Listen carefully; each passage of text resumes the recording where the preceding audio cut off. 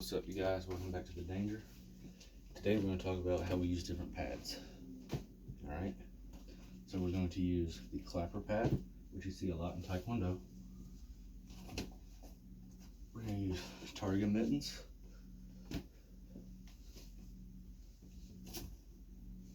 And the Thai pad. We're going to talk about these three pads today, and maybe in the future we'll talk about more.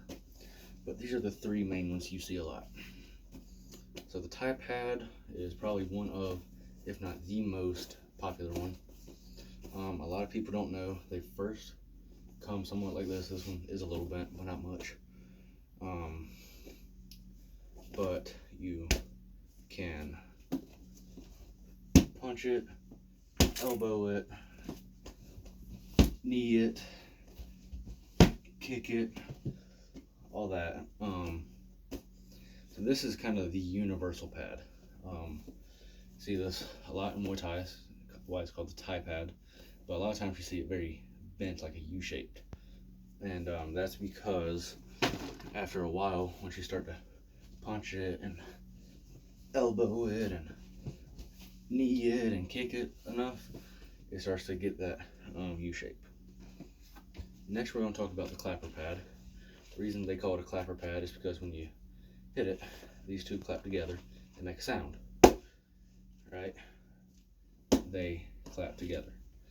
A lot of times you'll see this in Taekwondo or karate, where they, especially in Taekwondo, they'll hold it out here and the person comes up and kicks it with their foot and makes this loud sound, and people, because they think they're hitting the pad so hard, and it's really not. It's because they have it like this. What they don't show you is they always have it like this, so it looks like one pad, or you'll see it like, sometimes you'll even see it like that, and they'll make it harder where you can't see that part, right? But they'll make it look like it's one pad. Really, in reality, it's two clapping together.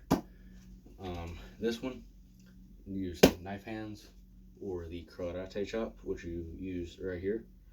You can use your ridge hand, which is right here. And I'll go on different points of contact in karate later. Shotokan karate to be specific. You can kick it with your foot. You could technically punch it.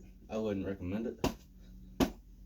But definitely karate chops, karate strikes, like the knife hand and the ridge hand. Sometimes even use your palm right there, and kicks. Next, a lot of times we see these, especially when we're boxing.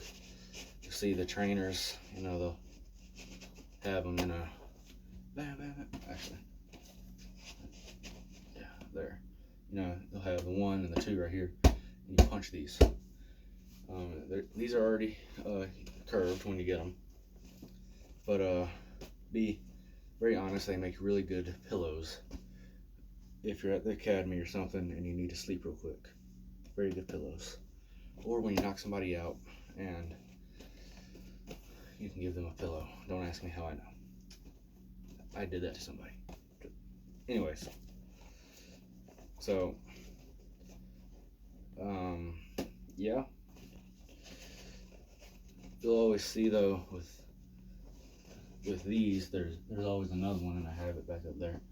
But punch these really. I mean, you can elbow them, but they're mostly for punching them. You can elbow, punch, forearm strike, technically do knife hand and ridge hands. I mean, I don't headbutt, but you could do that technically. All these different strikes. Hammer fist, hammer fist, hammer fist. You can do that with the Thai pad as well. Now I want to talk about strikes to use on different pads and targets.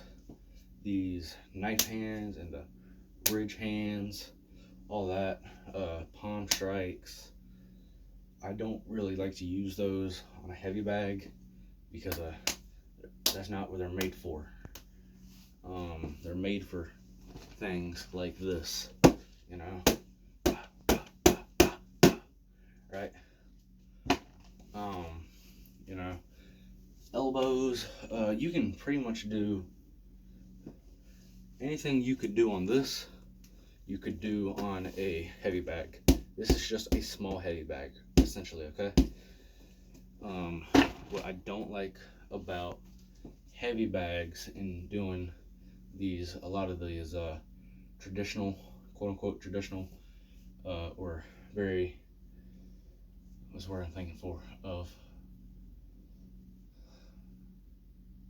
stereotypical karate moves, where they're using these karate chops or the knife hands, the ridge hands, all that. Your kicks where you make contact with your foot. You don't have enough structure in your wrist and in your feet because those are small joint muscles, or small joint locks. Well, small joints. In Brazilian Jiu-Jitsu, you call those small joint locks, and that's why you can't do those until blue belt. But there's not enough support there to help support those from just bending back, and you can hurt yourself. That's why I really don't even suggest punches unless you have a double wrapped glove, like